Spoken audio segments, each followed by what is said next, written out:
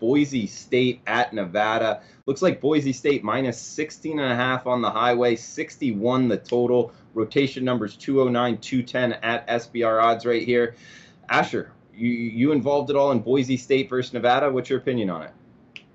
Yeah, this one was, I thought, pretty interesting, and I'm actually going to go with Nevada to cover in this one. I think that's way too many points for the home Wolfpack, and here's a couple reasons why. Despite the fact Boise State's won 15 of the last 16 matchups, Nevada actually leads the conference in most tackle for losses to create second and third long downs, which is what Boise State is banking on in short to intermediate throws. I think the defense actually matches well for this one against Boise State. I think Nevada can cover. I don't think it's going to be a Boise State blowout. And also, oh, by the way, this is not the same Boise State we've become accustomed to over the last 10 years, okay? The days of kneeling on a knee and proposing to your cheerleading girlfriend at the Fiesta Bowl, that's not this Boise State team anymore. This is a good football team, not a great football team.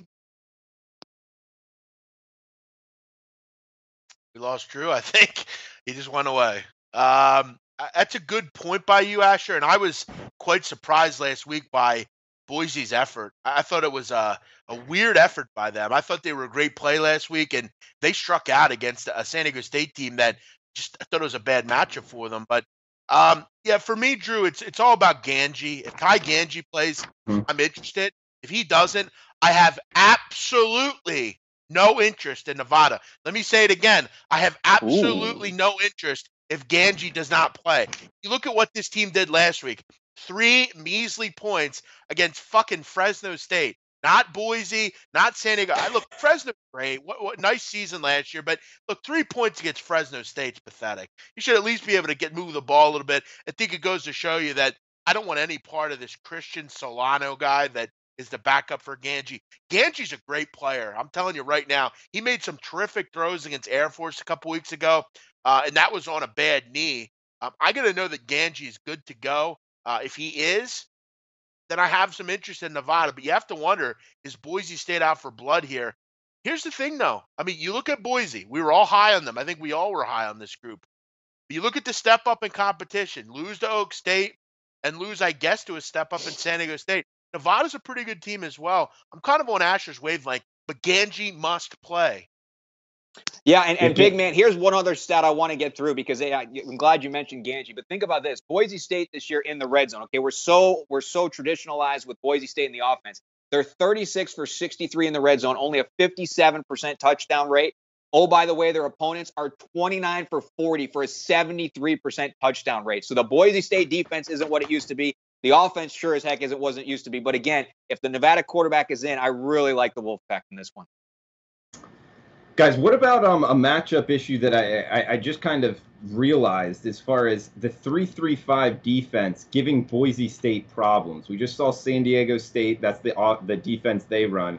Nevada's kind of gone to that a little bit too. A 3 defensive front, 3-3-5. Obviously, they don't have the players that San Diego State does defensively. But matchup-wise, could you see that being an issue, Asher? Well, Drew, as I mentioned a moment ago, Nevada leads the conference in tackle for losses, and it's interesting how you do that with a 3-3-5 front. But more importantly, when you drop 5 against a team that likes to sling it, I think Nevada is going to play chess in this one. And I actually like the strategy that's going on right here between the Nevada defense and a Boise offense. Look, I still think Boise State's the better team. I just think if Nevada has the right quarterback in there with the home field advantage, they can cover this one. Okay, good stuff. Big man, anything else on this game before we move on? Yeah, I mean, look, if you're getting tons of pressure with 3 down linemen, that means your down linemen are really good. I mean, I don't think it's very difficult. They're good, they're talented. But Boise State's always going to give you a solid offensive line. They always have those Samoans and Tongans and Hawaiians. So it's going to be an interesting chess match. But to me, it's all about Ganji. He's that good a player. And look, I think we saw last week without Ganji, I mean, they are just a dreadful offense to watch.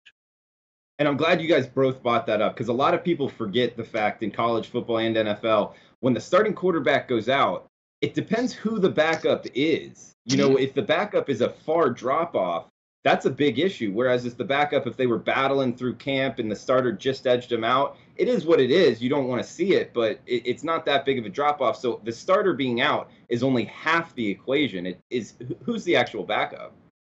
And for Nevada, that's a big drop-off in my opinion. Yeah, I mean, guys, you could have You could have a backup like we saw at Iowa State, where he kind of comes off and kills it. But this Solano kid, I mean, he doesn't look like he's ready to go.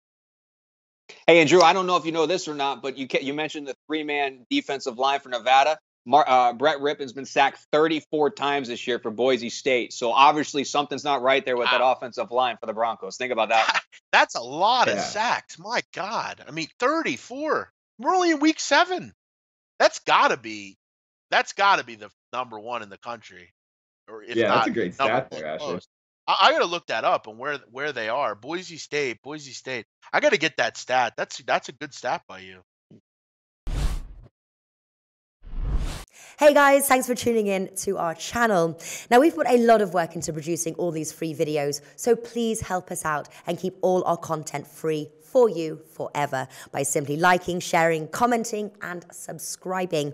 Now, not to mention, a visit to our industry-leading website will warm the hearts of all our SBR employees, especially myself. Now, the links are over there to the left, so do check those out. Thanks for watching.